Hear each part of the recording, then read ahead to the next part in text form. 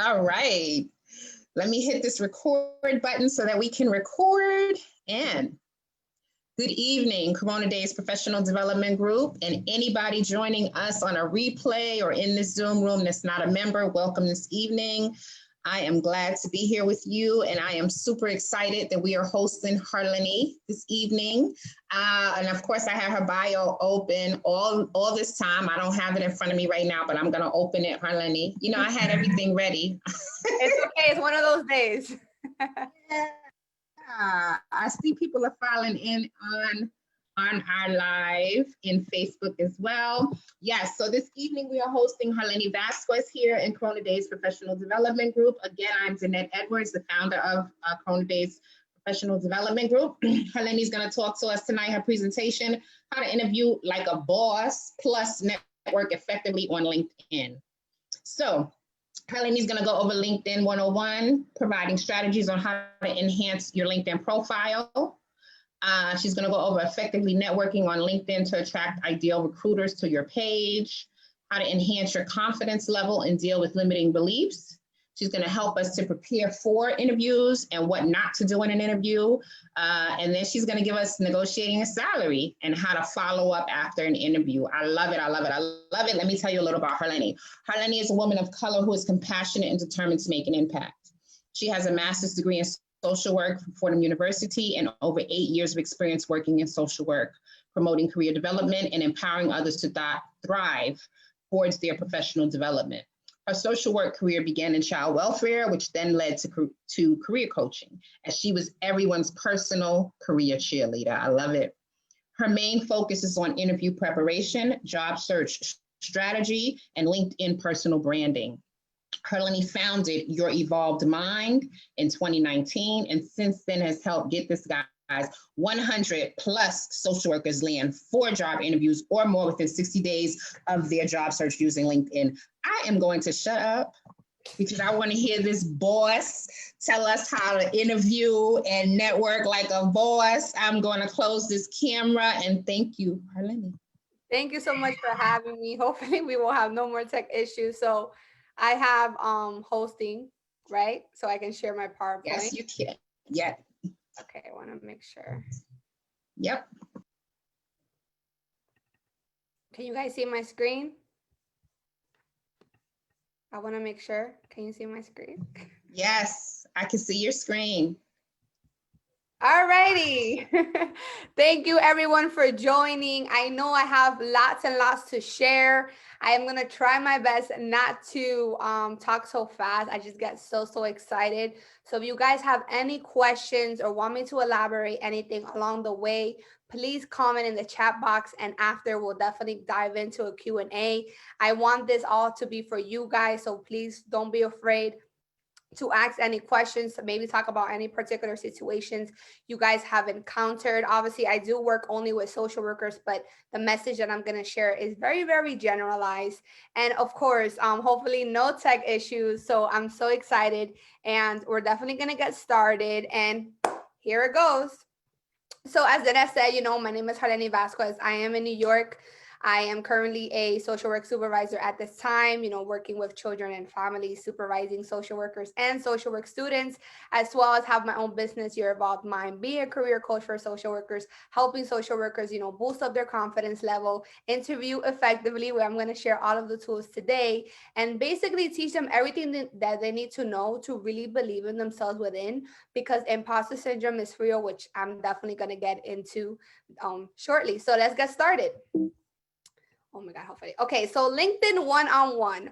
First thing I want to say, if you're not on LinkedIn, get on LinkedIn. You're probably thinking, oh my God, LinkedIn, like this is a professional platform. I'm not going to be able to be myself, or how can I, you know, really build that personal brand? And let me tell you, LinkedIn is the platform to be as a fellow job seeker, because it's going to help you, you know, basically get all the opportunities that you deserve and that you're looking for, because networking is so important, which again, I'm going to get into networking shortly. Right now, I'm going to really discuss more of the foundations of, you know, your LinkedIn profile. A lot of these things, you know, everybody learns over time and all these things. So professional photo, do not be having that you're like out on brunch or if you're on the beach. It's very important to have, you know, a professional photo that is very clean and professional. Not saying you have to have a suit and tie, not saying you have to have a blazer. Preferably, if you can, just make it very clean and professional. And make sure your face, you can see it very clearly, that you have a very professional background. Yes, you can take it on, with your phone. You do not have to have a professional, photo shoot or anything like that. But first impression is everything. I've noticed I put clothing appropriate to social work because, again, I work with social workers, so I definitely left that in this slide. But make sure that is very, very it's you. If you're someone that's always, for females at least, for someone that's always known with your curly hair, then have your curly hair. If you always wear your straight hair, have your straight hair. Like, don't be afraid to add a little bit of that personality and that personal brand that makes you you. And again, don't be afraid to be yourself. Now, some of the big headlines mistakes that I see. So when you first create a LinkedIn profile, LinkedIn automatically does everything for you. Like, it automatically creates your LinkedIn headline. It automatically creates your LinkedIn summary. And people think like, oh, look, LinkedIn created it for me, so I guess I'm all set. No, you need to change it. You need to personalize, because here's the thing. LinkedIn is like Google. It is a search engine. So when recruiters go and find, again, I'm going to use a lot of terminology related to social work, but you guys will get the picture. So example, if a recruiter is currently looking for a social worker who specializes in case management services or a specific modality, the recruiter is going to go onto LinkedIn and type in those keywords.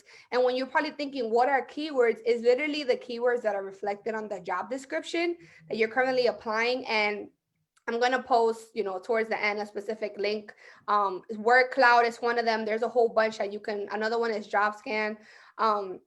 You can literally copy and paste your job description, and most of the common keywords will pop up. All of those keywords need to be in your profile, because, again, going back to that Google search engine.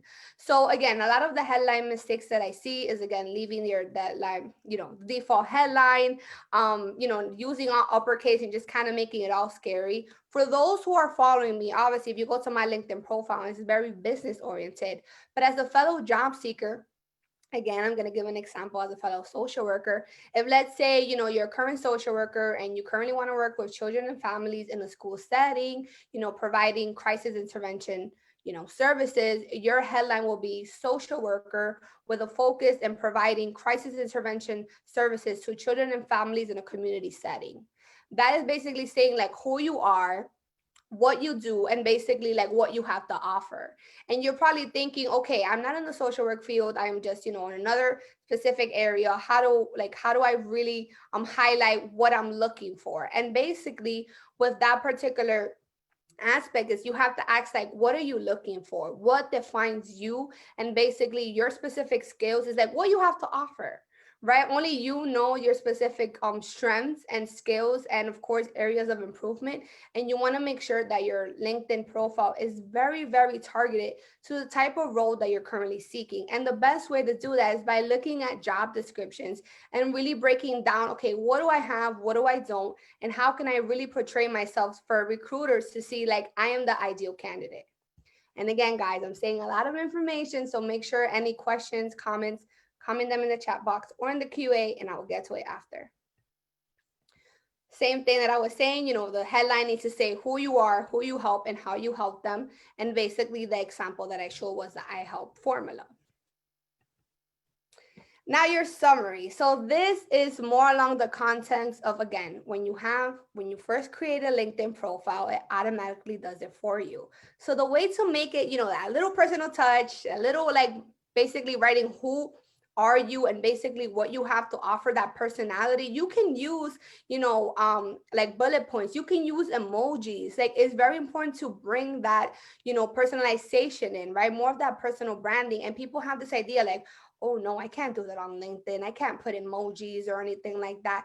And again, I'll get into shortly about how to engage and how to, network and all those things. Right now, I'm solely focusing on the LinkedIn profile itself. But don't be afraid to to really portray who you are, right? So in your when someone goes to your LinkedIn summary, your about me section, basically, when first impression count, right? So you need to say who you are. Are you a new recent grad? right? Or you currently have X amount of years in a particular area.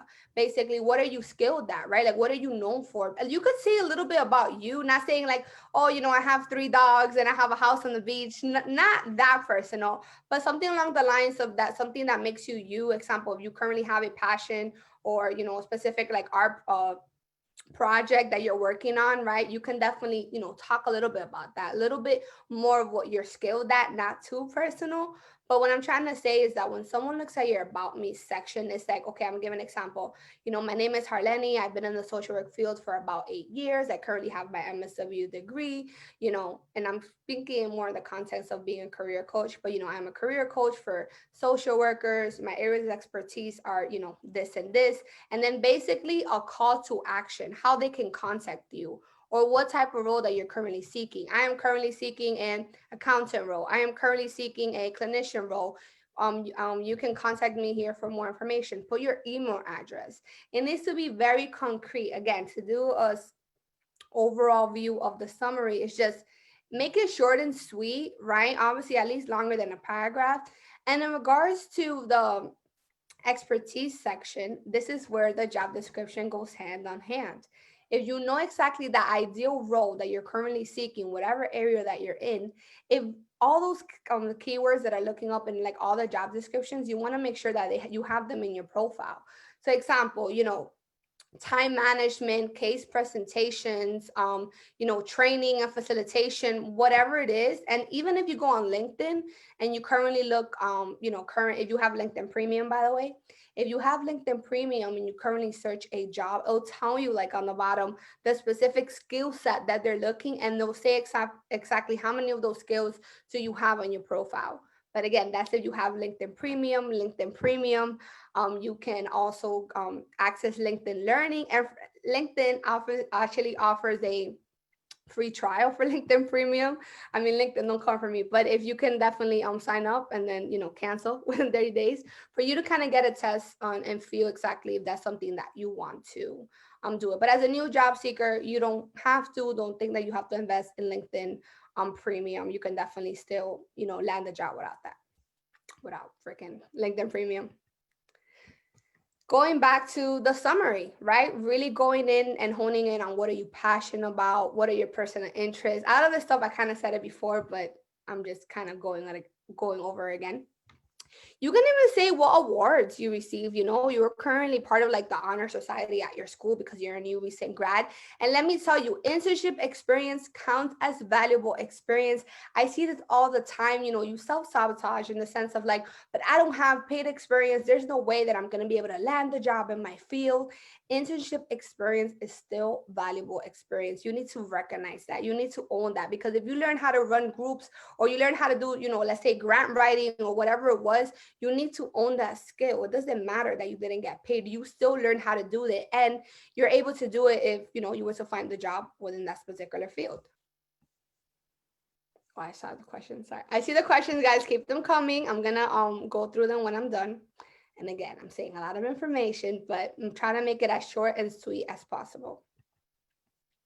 Now, engaging on LinkedIn, I get asked this question all the time. Like, how do I connect with people? How do I really put myself out there? And here's the thing.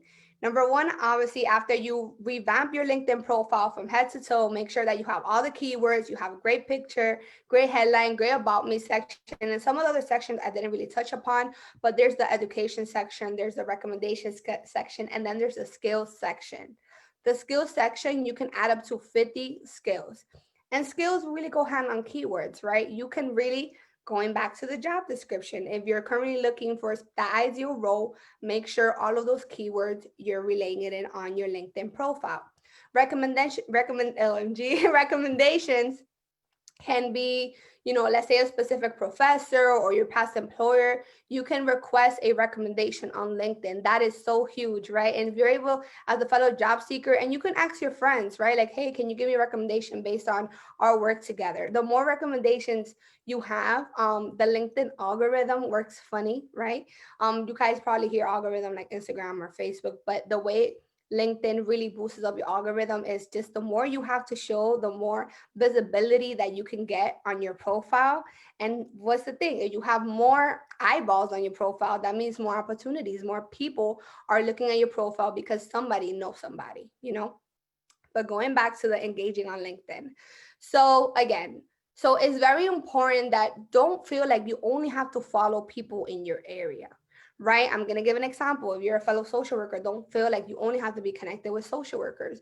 Really connect with people outside your area, because really goes back to somebody knows somebody. When you currently request someone, please send a personalized invite. When you do it on your phone, you're not going to be able to send a personal invite if you just click like request, because it's not going to provide that option. You're going to have to click the little three tabs and then click personalized message. Then you'll say like, hey, I would love to connect with you. I love your content, or something very short and sweet as to why you want to connect with them, because it's more like spamming. If you connect, it's very important to build that relationship with your network and really make it personalized. Again, on your computer, if you click request, it's gonna, that little pop-up box is gonna pop up, but if you do it on your phone, it's not. So just be mindful of those two different things. So in regards to engaging with others, you don't think like you have to know everything. A simple comment of like, that really resonated with me, or I love that idea. Literally very short and sweet with engaging other people, because you can still see people's if you follow them, you can still see their content. Or let's say you follow me and I like somebody's content, you can see that I liked it. So LinkedIn works in mysterious ways just like that. But just know, the more eyeballs on your profile, the more opportunities that can come about. Now, what to post? Again, don't think that I have to do all these videos and all these like stuff, how people really go hard on the platform, including myself. But something as sharing your favorite quotes, something as simple as sharing like a win, like, oh, I currently got this certification, or I currently got my licensure, or I got this degree. Like LinkedIn loves celebrations, and it's crazy. Like I see it all the time. People say like, oh, I got my social work degree, or I got my social work license, or I finally landed this job. And people will comment, even if you're not following, like people want to celebrate that, right? Not saying you have to share your whole life story. You share what you want to share, but I want you guys to know that LinkedIn is not that professional, suit and tie platform that people think. It has changed over time. People post videos, and I always say, maybe you can self promote maybe like once in a blue, but not every single week. Like, hey, I'm looking for a job. Because this is the thing. Recruiters don't want people that are a little thirsty, right? In the sense of like, yes, there's a pandemic, people are looking for jobs, but when you think about it, in recruiters' eyes, they want someone that, okay, this person knows what they have to offer, right? They don't just want any job. They just want us. Like, employers, like they kind of want to know, like, how am I special, right? Like why should I hire you when you want to just work, right? So it's very important to just be mindful of like self-promotion. You can do it once in a blue moon, because people do post like, hey, I'm currently looking for this particular role. LinkedIn has LinkedIn groups that, post jobs and all those things. So there are, opportunities to really like say like, hey, I'm looking for a job or stuff like that. It's just being mindful of like where to do it and like how much, and you can write blogs and pretty much just your everyday today, having a cup of coffee, playing with your pet is literally that simple. Now, overcoming self-sabotage. So as some of you guys may know, the brain is very powerful. And here's the thing, our thoughts influence the type of actions that we decide to take. So this is where the self-sabotage comes in the sense when you, as a fellow job seeker, you're probably thinking, oh, I'm going to apply to this job because I meet all the credentials and there's no way that they're not going to call me. And then when they don't, you're like, oh, wow, like I'm a failure. There's no way that I'm going to get a job because even this easy job that I thought that I was going to get, I didn't get. And then you start like putting yourself down, right? So basically going back to, the results that you have and the cause and effect that you currently, portray in your life, right? You always kind of say, oh, this happened because of this. And there's no way that I got this job because I didn't do it. Like you're always trying to find the loophole. But the most important thing to understand is that everyone has limiting beliefs, which is basically that little negative voice inside your head that's telling you, I'm not worthy, I'm not valuable, what if I fail, I don't deserve it. Of course, everyone goes through it. And like I mentioned before, imposter syndrome is real. No, it's not mental health diagnosis, but it's a feeling of like feeling like I'm a fraud and that no matter what you're gonna like, no matter what you do, you're never gonna be good enough. And that's the actual feeling. Yes, it does not go away. I even deal with it, time to time. But it's very important that the difference is, and I'm not saying that you're not allowed to feel, because we'll all have those days that we're like, oh, we feel down, and we're questioning our abilities. Like, we're all allowed to feel. But the difference is that little shift in your brain that you're telling me, like, okay, you're telling yourself, okay, yesterday I had a really bad day, I really put myself down, but today's a new day and I want to embrace those previous challenges as lessons. I want to continue moving forward because I know my journey doesn't end here. Right. So those limiting beliefs, it's very important. And some of the techniques that I share with my clients is putting your limiting beliefs on paper.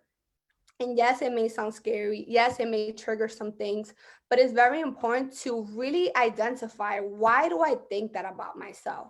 It could be something from childhood, could have been something that a friend of a friend told us. It's very important to really, say, okay, why do I don't think that I'm not worthy? Or why do I think that I'm not valuable to attain that manager role or anything that it is, that you're currently going through? But it's very important to pinpoint, because here's the thing: when we say it out loud or when we put it on paper, it becomes real. Therefore, we're going to be able to take control. We're going to be able to really take away its power, because at the end of the day, yes, we're all human. We all have these feelings, but we're in control. I always say you have all the power to make any decision that you want for your life. And yes, sometimes it's easier said than done, but always remember you are in control. Water break. Now, and again, I'm probably going fast, but I know we have like an hour. Now we're going to do the interview foundations.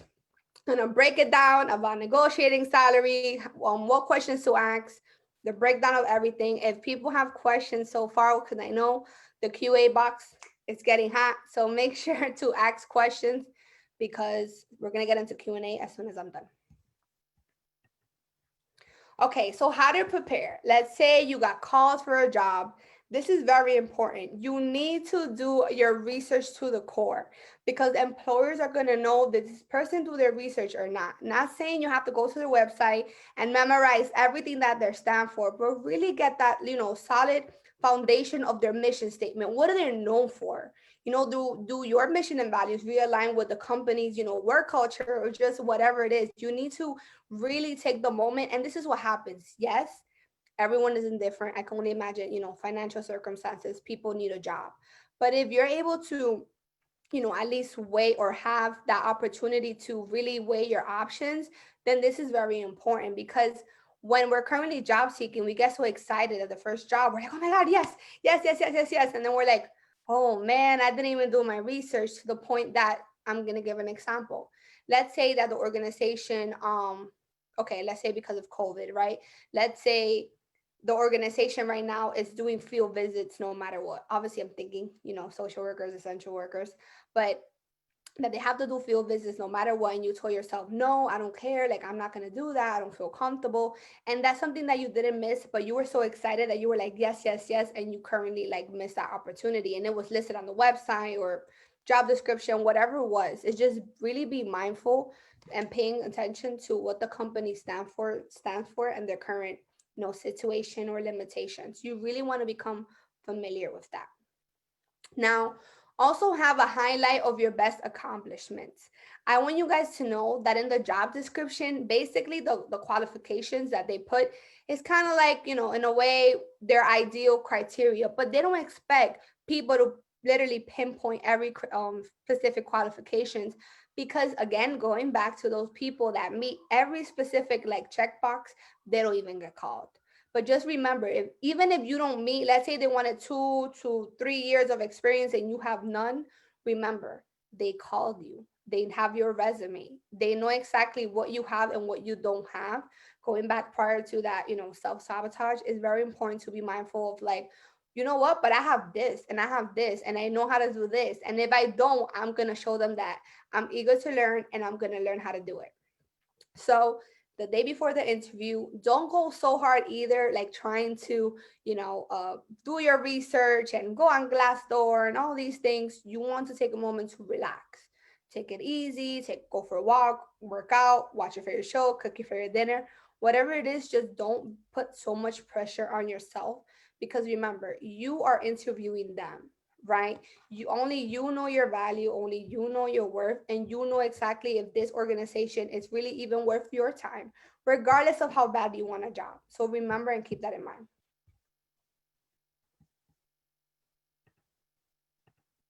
Sorry, I was just okay. Now I was looking at the chat box. Now, the day of, obviously, I put ask for a business card, and because of COVID, out of stuff are Zoom. But here's the thing: if you're gonna have a Zoom interview, make sure you're in a quiet room. Make sure that your internet connection is very stable, or if you're currently are not able, to your house or anything, just go to a friend's house, go to a library, any area that you're able to just kind of be focused and not have so much distractions. And it's very important to remember that, especially because of Zoom, now you want to make sure that if you may be interviewing multiple people, you want to be mindful of your eye contact. And what I usually tell my clients is record yourself on Zoom by yourself, record yourself practicing like you're going to an interview, because it's very important to see how you see, like how you sound and how you currently, are making eye contact. Because I remember the other day I was doing an interview prep for a client, and in her head she thought that, she was like not that she was making eye contact, but I was like, to me, it looks like you're looking down. So it's very important to really be like, just practice and really record yourself. Like right now, I'm obviously looking at the Zoom chat like down, and this is my camera. But what I'm trying to say is very be mindful how you talk, because that really plays a huge part. Obviously, the whole following up and expected next steps. So this is what I'm gonna say, and I'm gonna get into what type of questions and how to handle certain questions and salary negotiation in a bit. But here's the thing with follow-up, which most people do not know. Let's say today's the interview, you had the interview and all those stuff. Within 24 hours, make sure you send a follow-up email. And it can look as simple as, hey, whatever their name is, it was truly a pleasure meeting you today for the case manager role. I look forward to hearing more about next steps. Something as simple, literally, just I look forward to being part of your organization and hearing next steps. Something simple. So example, let's say, okay, today is Tuesday and they said, I'm going to let you know by Monday, we're going to make a decision. If by Monday you haven't heard anything, then on Tuesday, send another follow-up email, and it could just be the same thing that you sent the first day. I always say 3 times. 3 times from that follow-up email, send 3 follow-up emails. After 3 times, and honestly, don't even pay mind to it, because it's like if a company is not even going to give you, that time of day to kind of tell you within the hiring process, then you got to kind of think like, do I really want to work for them? But 3 times is, so I'm going to give you guys a 3 time scenario. So today, right, Tuesday, you had the interview, send the follow-up email within 24 hours. They told you you were gonna follow up that Tuesday. That Monday. That Tuesday, you send the follow-up email, and the following Tuesday, you send another email, and then the last email, you send that third Tuesday, if you know what I mean. Consistency is key, because employers forget. They're probably interviewing, but if you show that consistency, how many of my clients have moved forward because they're like, oh yeah, thank you. You know what? Thank you for actually following up. It shows that you're very determined and you're very invested in our organization. One thing I'm going to say is always remember, it's about them. It's not about you. The company wants to know, why should I invest in them? What do they have to offer and how they're going to make my organization better? Pretty much, like, why should I pay you to bring you on? Like, how are you going to make my organization better? So it's always about them. It's not about you. Water break. I'm telling you guys, I'm trying to squeeze all of this into an hour. Now, mistakes to avoid. not doing your research, and not knowing the type of role that you applied. Oh my God, I've seen this all the time. If you're currently on a job applying like rampage, make sure to keep a chart in Excel and really write, when you applied, what organization, that you get an interview, that you get an automatic email, like literally go that specific, like that intensive, because you need to know. I mean, how many times, even in the past, I've gotten calls and I'm like, what job was this? Oh my God, when did I, like, you forget, like, especially if you're applying to so much, like, there's no way you're going to keep track. So make sure to stay organized. It's going to help you stay calm. Now, make sure to not bring up salary. Do not bring up benefits, working hours in the first interview, unless they bring it up first, which again, sorry, I'll get into shortly how to answer that question when the recruiter either asks to you on the phone or during the interview, and how to negotiate. But that will be the last particular section. So in an interview, I understand, you're very nervous and you're probably like, how do I answer certain questions? Or what do I do if I feel stuck? And interview question. This is one thing I'm going to say is, first breathe, right? First breathe. If they currently ask you a question that you don't know how to answer, just take a moment, take a deep breath, compose yourself and say, what I meant to say was, and then continue answering your question, right?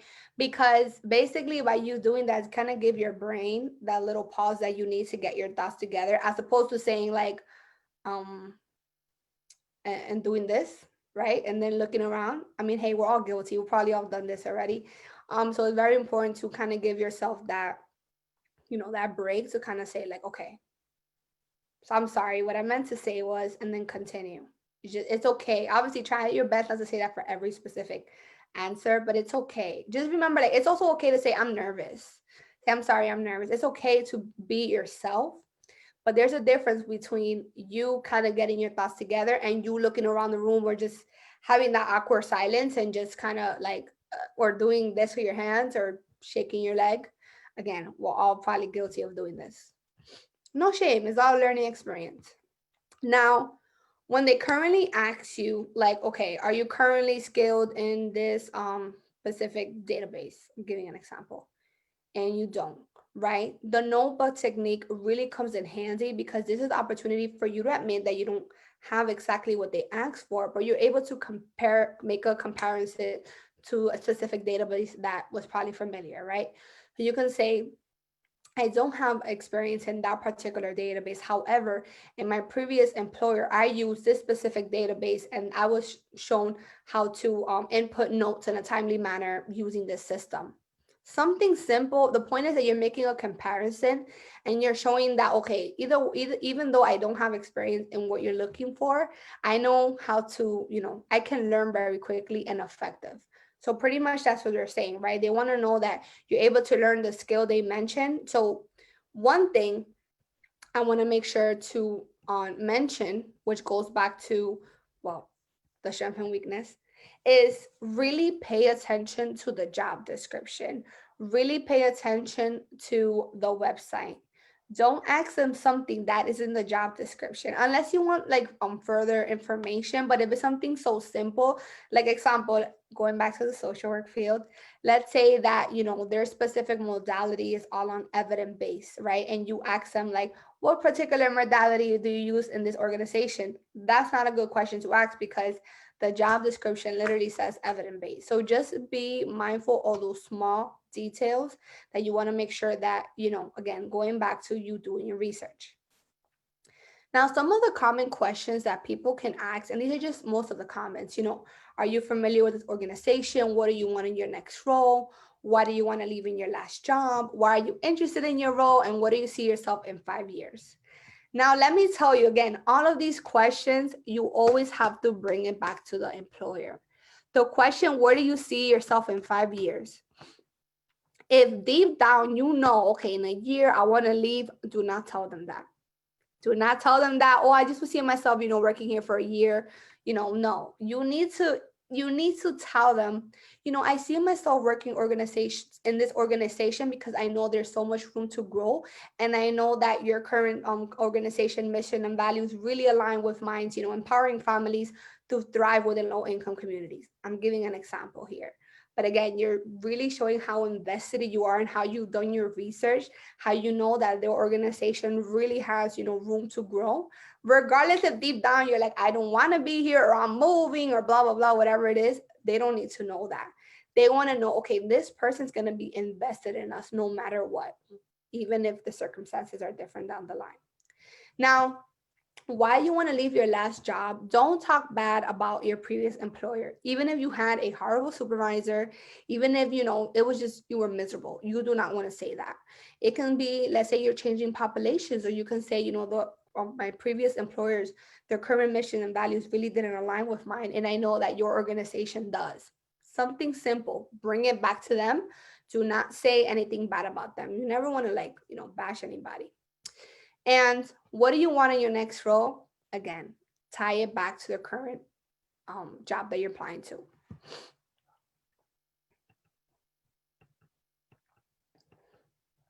Sorry, I saw the chat. Okay.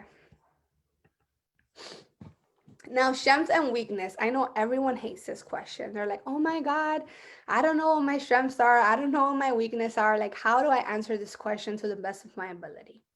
Now, this is where the job description really comes in handy. You have to study it, right? Obviously, not saying you're going to lie, but you have to be mindful that your current strength, you really point out, like, are they looking someone who has, great time management skills or great, group facilitation skills?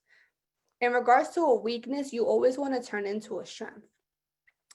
And make sure that, let's say you do not have great time management skills, but they're looking for someone who has great time management skills. You don't want to say that as a weakness. Do some use another specific weakness. So let's say they don't have public speaking. In reality, you feel that is currently one of your weaknesses. You can say, I don't have experience. One of my weaknesses are in public speaking. However, over the last couple of months, I have enrolled in a few LinkedIn learning courses to enhance my communication skills. Or, have watched some courses. You don't say LinkedIn, but something along those lines. Really highlight what you're doing to help you overcome that specific challenge. Now, the STAR method. So this specific STAR method is for those questions, which will be these are some of the questions of, like, give me an example of a time you faced a conflict. How did you handle that? Tell me about a time you failed. How did you deal with that situation? More of those really complex situations that you have to explain very thoroughly, like what you did and, basically what were the action steps. This where the STAR method really comes in handy. You're going to be able to explain your situation, really direct, short and sweet. Say, what was the specific goal? What type of action steps did you choose for your goal and why, and what was the outcome? The STAR method is going to help you stay on point, in the sense of when you're nervous and this happens, you start telling a whole story, and then you lost the hiring manager because you just went all over. You're like, yeah, my previous employer had a coworker, and we went to this task, and then we took a cab, and then we went here and went there. Like, you just lost them, right? So it's very important to really have this method to stay very concrete. So it can be something along those lines of a situation that I was in. As an example, me and my current coworker, we were not able to agree on the type of intervention that we were going to provide to the child. The specific goal is to help the child, decrease his current behavior, his temper tantrums. And basically, me and the coworker, we had to really see eye to eye and develop an effective action plan that can better suit the child. And through, conversations and speaking with our supervisor, we were able to resolve the specific intervention approach and decide in a timely manner. Something, an example, but what I'm trying to say is, with this specific method, it can really help you stay on track, as opposed to, like, in your head, like, okay, what was the situation? What was the goal? What action steps did I take? And what was the result? As opposed to going all over and trying to, like, get your thoughts together. Sorry, I want to make sure I didn't forget anything from there. These are some of the questions. Now, questions to ask. This is so important. Fellow job seekers, no matter what area you're in, please go in there with 3 questions at least that you're going to ask the employer, because you never want to leave an interview without having, like, asking questions, right? Because again, you're going to be able to be more on the top candidate pool if you know that you ask questions to your best ability. It can be, tell me some of the characteristics of your ideal employer. How is your company and organization supporting your employees at this time with this global pandemic? That's important. And the third one can be, who will be in touch and what are the next steps? You want to know who's going to reach out, when are they expected to make a decision? All of these are really key components. You can ask more than 3 questions if you like, and really pinpoint and write down, like based on the job description, what is some in the organization mission and values. What do you really want to know? Take a moment to reflect. What is your supervision style? Really reflect at your previous employers and internships and write all the pros and all the cons. And something like, oh, I wish I would have asked, this question before I got hired at this employer. You want to take a moment to reflect, to really understand, like, okay, I need to know what am I getting myself into. Technically, we never really know, but these questions matter. You want to know, are you going to have a supervisor who's micromanaging you and expect you, to report yourself every single second of the day? That's important, right? Your organization, promote, you know, education credits. I mean, whatever it is very important to really ask yourself what's important to you. No one can tell you what's important, right? Basically, everything that I'm saying, and I'm saying a lot, guys, I know. But in regards to be able to interview like a boss, it really comes down to your mindset. It's really going there to believing to the core that you are meant for this position, regardless of the outcome, and knowing that I did everything in my power to answer the questions as best as I can. Stuff that I didn't know, it's okay. I showed that I was eager to learn and that I'm very invested in the organization. That is a true leader. That is a true boss, showing that I may not be familiar with that specific area of expertise. However, I am determined to learn. I'm a visual learner. You can walk me step by step, and I'm going to be able to, do it. It really comes down to that. Now, last but not least, before we get into QA, I know we'll hopefully kind of stay in time. Okay, negotiating salary. So bam, I'm gonna give a few examples. Let's say, the current recruiter calls you and they say, what are your salary expectations? Again, everyone has different financial situations at this time. I will never tell you what to do. Only you know what's right for you. If you're like, I need a job, I don't care how much they pay me, then you just go whatever they offer. But if you're like, I want to negotiate and I currently have a current number in mind, then definitely take your time. So if a recruiter asks you what are your current salary expectations, you want to make sure that if you currently want to leave that room to negotiate, you don't just tell them, I want to make, I'm looking for 60, right? You can say on the phone, especially if it's a screening, like it's not even the interview, you can say, I would like to learn more about the organization and this role. However, I'm open to a reasonable offer. If they keep insisting for a number, this is where identifying your number will be important. I always say identify 3 numbers in your head. The first number, obviously based on your current situation, and you're like, because of my bills, because of my current situation, whether it's family, kids, I cannot go less than this number. Like, absolutely, I can't. Let's just say this number is 50, right? The middle number should be a number that you're content with, that you're like, okay, you know what? I feel like based on my area of expertise and the current job that I'm looking for, I'm going to go with 65. I'm going to give an example. Then that third number, let me aim for the stars. Let me go high. Why not? Let me aim for 90, right? So you should always be aiming for that middle number, because remember, they can only go higher or they can go lower. So let's say recruiters like pinpointing, like, but can you tell me a number? Then you go with your middle number, 65. If they don't ask, perfect. This will be this. Sorry, I'm like trying to really condense time. But this is like the last section, and I'm gonna get into QA. But it's very important that the same scenario happens, right, in the current job interview. You say, I would like to learn more about the organization and role. However, I'm open to a reasonable offer. Now, this is how you negotiate salary. The reason you didn't do it in the screening call, the reason that you don't do it in the interview is because they don't know you yet. Like, how you're gonna be like, well, I want to negotiate, they tell you it's like, oh, it's 40, and you're like, well, I want to negotiate to 50. They're gonna be like, I don't even know you. How can I negotiate when I don't even know anything about you? And basically, I'm not able to identify like what value you have to bring to organization. That's the reason why it's not good to negotiate early on. So basically, This is the last thing I'm going to say. So the way to negotiate, let's say you got that call. They're currently offering you, let's say, 60, and you want to negotiate to 65. This is what you're going to say. Thank you so much for this offer. Would it be possible for me to have this offer in writing, as well as the benefits package for me to review to make sure that this is a good fit for me and my family? I'll get back to you within 24 hours. HR should give you the benefits package, especially if you have kids or currently dependent. You want to make sure that you're reviewing their particular benefits package, because sometimes they can really charge you an arm and a leg. So if a current employer is not able to provide that for you, you have to think again. Do I want to work for an employer that can give me the benefits package for me to review? Once you currently have that in writing, this is the thing. Once they give you the offer in writing, they can't rescind your offer if you try to negotiate, because it's in writing. If you do it on the phone, it can be easier to be like, well, this is what we have, and basically so be it. It's not in writing, it's not real. So the way that I negotiate is, this is where your market research is really going to come in handy. Really go into that job description and really going back to everything that you highlighted, your current pros, and everything that you have from the job description to be able to negotiate. Example, thank you so much. This is email format. Thank you so much for this opportunity. Would it be possible to negotiate the salary to 65 because of the following reasons?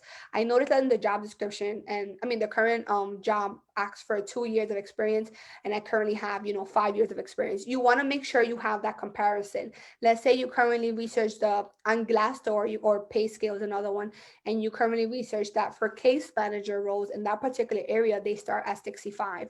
Then you can also bring that and, kind of make your argument, given the current job market, specific, case manager in this area really start at 65, and I'm being provided 60. You want to show specific evidence and to reason as to why. So I know I said a lot of information, guys. I hope this was very, very valuable to you guys. So I'm gonna get into QA. All right. Thank you, Harlene. I'm going to ask you the questions, okay? Yes. Oh yeah, I was looking for it too. I was like, where? Can you put your slide up with your contact information? Oh yeah, for sure. Yeah, please. Now, everyone. I try to put everything in 1 hour. Oh, it's okay. It's okay. I've already told. Oh gosh, people are calling me, and I'm on a live. No. I'm sorry. Okay. Hey, it's one of those days. So everyone in Zoom, I've already told everyone that you will get the you'll get Harleny's contact information. You will also get the information where you can access this recording, okay, for replay. All right. And if you're a CDPD member, you know how this goes. All right, so let's start with the first question, all right? So Tracy says she has a bachelor's in social work, graduated in May, and before I was a medical coder for 17 years. She's running into problems getting work with no experience. She says, I have over 800 hours of internships and practicums. I listed my experience on my resume, and it seems like employers are looking for paid work experience. Got it. So, hey, fellow social workers. So, I will first really reflect on your current job search strategy. Are you using LinkedIn? Are you building those strong foundations? Because at times when we solely use job boards, of course, it can be easier to get rejected, because current job boards, like Indeed or specific websites, they currently ask you like to check a box, like, do you have this and this and this? And if you click no, then it can be so easy to get rejected. So what I would say is, you have lots and lots of experience and a lot of value, and it's all about finding the right opportunity for you. And I would definitely recommend for you to, start networking with, other social workers in your area on ideal roles that you're currently interested, and build those informational interviews, which is something I forgot to talk about. Again, so much to put in 1 hour. But basically, for those who don't know, informational interviews is basically getting the 411 from someone. So let's say there's a specific role or organization that currently interests you in your area. I would recommend searching on LinkedIn and, reaching out to that social worker or just anyone who works for that organization. Not saying I'm looking for a job, but more along the lines of like, hey, I know that you currently work for ABC company. I am very interested to learn more about your organization and role. Do you have 10 to 20 minutes to chat? And I would really recommend implementing networking and informational interviews in your job search strategy. And it can definitely help you, find more opportunities. So I hope that was helpful. All right. Thank you, Harleny. All right. So Wilda says, hello, I'm interested in becoming a medical social worker and case manager in a hospital. However, COVID-19 caused me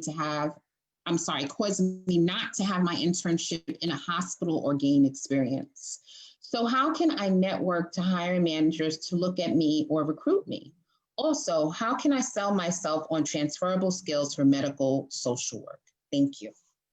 I love that all the social workers are joining today. That is what a coincidence. So for the first question, I can only imagine, COVID and the limitations that currently are. I would definitely, how I told Tracy, to really go in and start conducting those informational interviews and start networking with other medical social workers that can share some insight. Maybe they recently got in as well prior to the pandemic. In regards to transferable skills, you need to think it in the contents that, you learned how to do that, even if it wasn't in social work. And it's very important that it's still the same thing. If you were a specific manager, let's say, I don't know, in a current organization, you still have those same skills. You still know how to lead a group of people. And it's the same thing. It really comes down to, again, believing in yourself and really knowing how to market your skills and your abilities, right? My current employer, I was in charge of supervising a group of 8 people, like really like writing down on your resume and using those keywords on your LinkedIn profile, training and development, and really highlighting those transferable skills as best as you can. I hope that was helpful as well. Thank you, Harleny. So Arnie, I'm not sure if this question was answered. I'm going to give it. I think Harleny went over this in the presentation, but I'll let her elaborate. Harleny, I was in an interview recently and they asked me for 2 positive traits about me and 2 negative traits about me. What is a good answer for this? Hi, Arnie. I think I know who you are because I think you're currently following me on LinkedIn. So if this is not the Arnie I'm talking about, sorry. But if this is Arnie that I'm talking about, hey, and I think I also answered this question for you the other day on LinkedIn. But same thing, really going back to that job description, really finding out, basically pinpointing, okay, I have this and I don't have that, and making sure that the specific area of improvement, weakness, is not one of the areas of improvement that are weaknesses that are skills that are currently listed in the job description. So basically, I know you're going to have the replay, so definitely make sure to go back and watch that particular section as I break it down. Right, and yeah, you see the response. Yes, that is the same, Arnie. Okay. Yes, Arnie. So I know I had asked that question. I answered that question for you on LinkedIn. So make sure to watch the replay. And I go over that thoroughly. All right, EGOG says a recruiter asked me my expectations for salary and then followed up for an interview time. Can I assume that my expected range is acceptable and that they won't lowball me? Do you mean that in the context that you say your specific number? I'm assuming that's what you meant. What does he say? Frank, I will, okay, one second. A recruiter asked me my expectations and then followed up for an interview. Can I assume? Well, it says a recruiter asked me my expectations for salary. Yes. So he said his number, or EGAG said the number. Yes. Oh, so exactly. So, okay, I get what you're saying. So I've been in that situation before. They have an idea, but just know there's a 50% chance that they may go towards that number or they may not. So it's more long opportunities when recruiters ask that number, they want to see where you're at. But definitely you say your number, and basically, again, if they throw a different number, still weigh the specific process to try to negotiate towards the end once you get the offer in writing. Keep that in mind. All right. So Frank, yes. So I'll say this again for everyone in the chat. I will drop the links again. In the chat is the links to the YouTube channel and our group. this video will be available on replay on the YouTube channel in about an hour, just enough time for me to do a couple of things. But anyone who has registered for this chat, if you're in Zoom, you will get that contact information. All right, so let me just say this. If you are not, this presentation, thank you, Harleny, you know, I appreciate you. I have 3 questions to ask Harleny, and I see there's another question here, but let me just continue to give her praise. Oh no, that's the same question. All right, so I really appreciate you for doing this, Harleny. This was great information, very, very valuable information for our members, and a lot of people have joined the chat today, and you are not Corona Days Professional Development Group members. What are you waiting for? We give these presentations 2 to 3 times a week, and they are always full of valuable information. You can either join us on Facebook or you can follow us on our YouTube channel. Okay, subscribe to our YouTube channel. If you find value in this presentation, please share it with someone else. Please recommend Harleny. She is a career strategist, a career coach, all right? So let's support Harleny as she has supported us this evening. So I have 3 questions for you, Harleny, and Facebook crew. We have a bunch of people on Facebook. I don't see any questions from you guys. If you have them, drop them.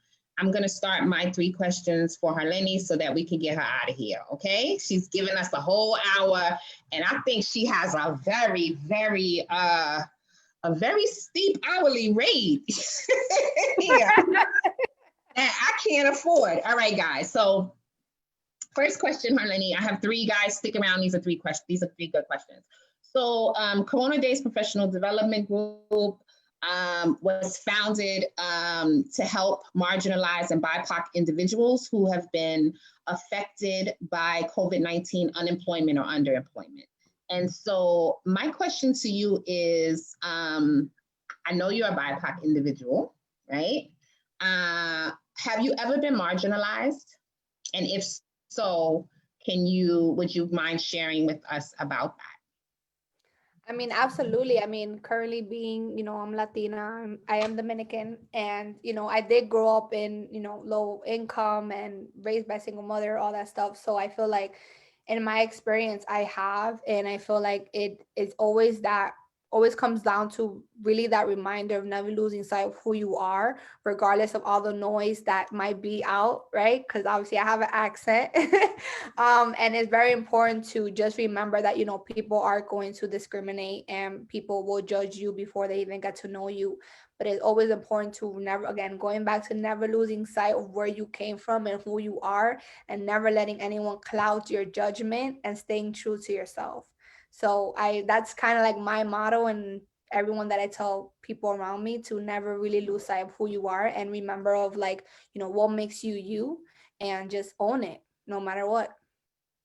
I love it. Now, everyone, if this is your first time here, I asked that question not so we could be a pity party and say, "Oh, woe is us," but I asked that question because, and anyone can be marginalized. You don't have to be a BIPOC individual to be marginalized, okay?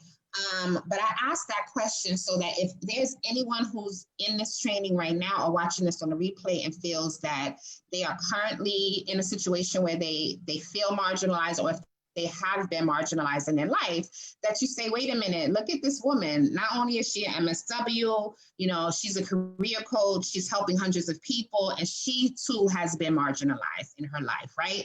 But in spite of that, look at her. And so that's why I asked the question, and I always give that disclaimer because I don't want anybody to think that we want people feeling sorry for us. We are out here doing the damn thing, okay? All right, and you can do it too. No matter what your situation is right now, I want you to know that. All right, so my second question, Harleny, this is my favorite question. You don't seem that old, and you only have 8 years in, so you're not old like me. But if you can go back in time and tap Harleny on her shoulder 8 years ago, 10 years ago, whenever, what career advice would you give her? That's a good question. I would say is only basically like only your dreams. Like there's gonna be, again, going back to really never losing sight of what makes you you, and really try your best to block out all the noise. Like just keep on shining and be your own shining light. And no matter what, like don't let nobody knock down your hustle and just keep on thriving. Pretty much that what I would say is like don't let anyone kind of tell you no. Basically just keep going and be a yes for yourself no matter what the current circumstances. Love it. And my final question, let me just go in the group really quick because I like my final question to be the last question. I'm kind of selfish that way. Okay, guys? So bear with me a minute. Let me just see if anyone has left another question for Harleny before I give my last one. Your accent is great. Shout out to all my friends. I grew up in Corona, Queens, Rego Park. You got some great comments here. Okay. Thank you guys. I'm in New York. And you're in the group. Harleny is in the group as well, so you can see follow me. Even though I'm not as active on Facebook, but find me on LinkedIn and Instagram, which is on the PowerPoint, basically on the information. And I'll be sending that contact information as well. It's in the email that you'll get tomorrow. All right, so my final question, guys, and then I'm gonna let Harleny go. Even though we just did an hour, we were 10 minutes late, it's 8:08. All right, my final question. Yes, New York City is on fire, Carl. I'm a New York City girl too. You don't hear it? Yeah, Queens, New York, up here. All right, so my final question, Harleny, is if we could only walk away with one thing tonight, what do you want that takeaway to be for everyone who's here now and anyone who catches this on a replay? Keep owning your voice. Mm-hmm. Because you only have one and it's your own, and you want to make sure, obviously, as a fellow job seeker, like you have your own voice, and you have to always make sure that only you know what's right for you, and you need to trust yourself within that you are on the right path no matter what, and the right opportunity is right around the corner, but you need to keep pushing. Times is hard, but you need to keep pushing and really own your voice no matter what. I love it. I love it. All right, guys. Harleny, I appreciate you. If you ever need anything, if there's anything that we can do for you here at Corona Days Professional Development Group, you let us know. Guys, remember, you can catch this replay in our group. You can also catch it on our YouTube channel, which is Corona Days Professional Development Group. It will be emailed out to you all tomorrow. Thank you, Harleny. Have a great evening. Thank you so much for having me. And I also wanted to say, because I know we have a fellow, couple of social workers in here, my signature 10-week group coaching program, Social Work Graduate Academy, just opened up for enrollment. We're going to start off the new year to kick it off with a bang. And basically this program is for new and seasoned social workers who want to level up within their job search using the LinkedIn platform, really taking how to interview like a boss to another level, literally having me in your pocket, having a community of support with your fellow social workers. And I teach you all the tools you need to really have an effective job search plan and really learn how to use LinkedIn to the best of your abilities. I am going to for anyone is interested, please message me and I'll provide you more information for the program. And thank you everyone for joining. I know I said, so much in a short period of time, but if you guys have questions, please connect with me. Please reach out to me. And thank you again for having me. I love it. And I have one more question. Sarah, mine is supposed to be the last, but I'm going to let this go. Hi, Harleny Internet. I have an MSW and run a page called the Social Worker. Aside from certs required for social workers, are there some business or marketing certs you would recommend for social workers to pursue to increase their marketability on LinkedIn? And hey, Sarah, I know who you are. So there's no specific certification. It really comes down to building your network and really engaging and increasing your personal brand on the platform. There's no such doesn't matter what credential or anything like that. It's just literally being yourself and just showing on the platform. I know you're killing it too. So make sure just show up on LinkedIn, really share your value, and trust me, people will start noticing you. I mean, only a couple matter of months, my LinkedIn community has grown tremendously because I just keep showing up, and that's all you got to do, pretty much. So show up and network like crazy. All right, with that, guys, sorry to steal the thunder tonight. It's okay, Sarah, don't worry. I'm here almost every night. I got enough to share. All right, we are gone. Thank you, Harleny. And we did an hour. It's 8:11. All right. Right on point. Bye, guys. Bye-bye. Thank you, Harleny.